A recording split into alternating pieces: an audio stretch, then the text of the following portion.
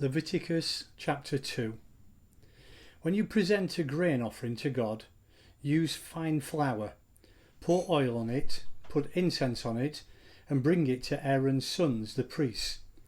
One of them will take a handful of the fine flour and oil with the incense and burn it on the altar for a memorial, a fire gift, a pleasing fragrance to God.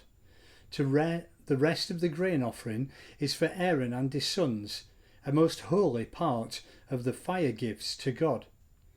When you present a grain offering of oven-baked loaves, use fine flour mixed with oil but no yeast, or present wafers made without yeast and spread with oil. If you bring a grain offering cooked on a griddle, use fine flour mixed with oil but without yeast. Crumble it and pour oil on it. It's a grain offering. If you bring a grain offering deep fried in a pan, make it of fine flour with oil.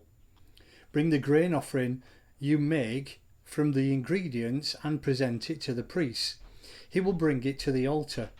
Break off a memorial piece from the grain offering and burn it on the altar, a fire gift, a pleasing fragrance to God.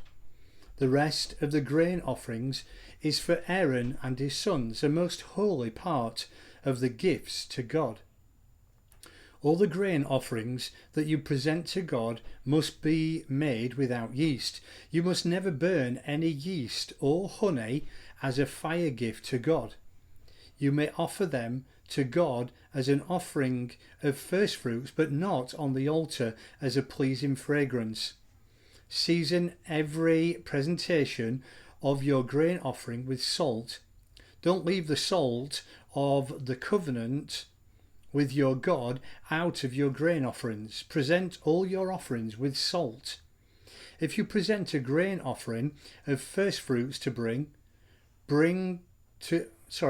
you present a grain offering of firstfruits to God, bring crushed heads of the new grain roasted. Put oil and incense on it. It's a grain offering. The priest will burn some of the mixed grain and oil with all the incense as a memorial, a fire gift to God.